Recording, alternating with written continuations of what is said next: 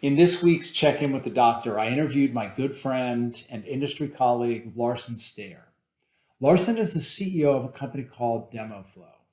If you're not familiar with the Demoflow, I refer to their product as a browser with superpowers for sales engineers. If you haven't checked them out, incidentally, I encourage you to do so.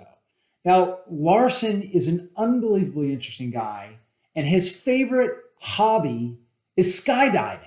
I'm sorry, did you say skydiving? Yeah, skydiving. That's his hobby. And he's done like 600 or more jumps. So, this is a guy that likes to take risks. During the interview, I asked him if there were any correlations between his favorite hobby, skydiving, and this journey that he's been on with the business. Being an entrepreneur, starting the business months before the pandemic, going through the process of pitching to investors. And his answer was so good, I couldn't write fast enough. You'll see in a minute. Take a listen.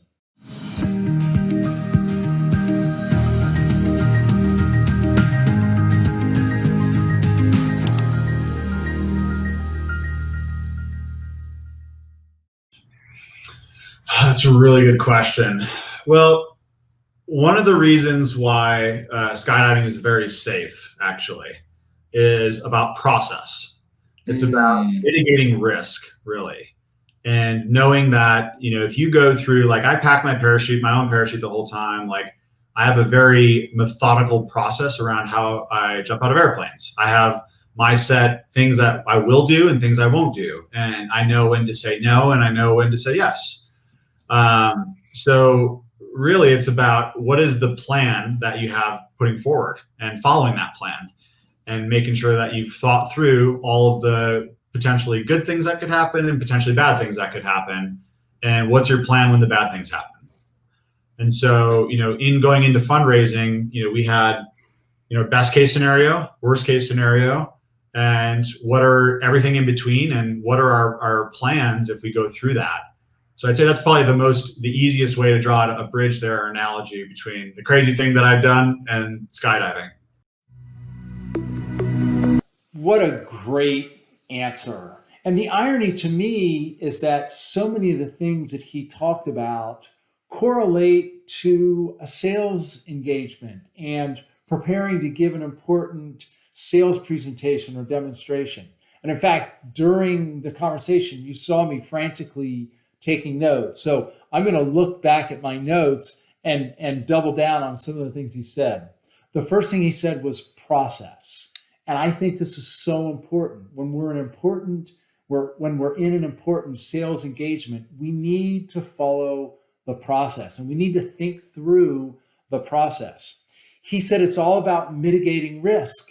And that's precisely what we need to do and precisely what I talk about in some of my workshops. A lot of the things that we do around discovery and preparation and practice is all about mitigating risks when we're in front of the customer.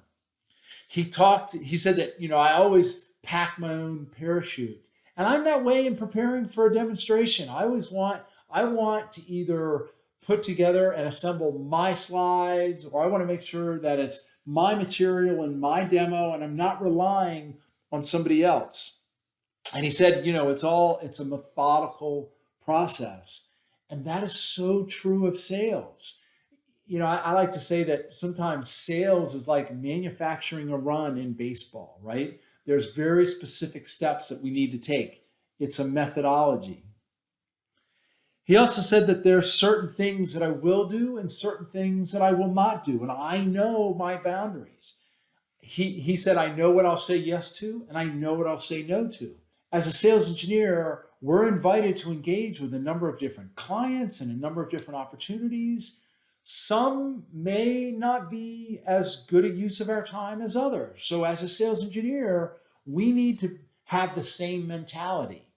What are the deals and the opportunities that we'll say yes to? And what are the deals and opportunities that maybe we should say no to? He said, and I always go in having a plan and then I got to follow the plan. And isn't that true of sales?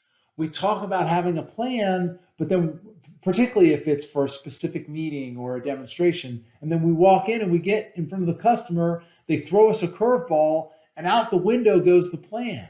We need to walk in with a plan, and we need to stick to the plan. Now, that doesn't mean we have to be rigid. That doesn't mean that sometimes we don't need to pivot and turn, but that's all part of the plan.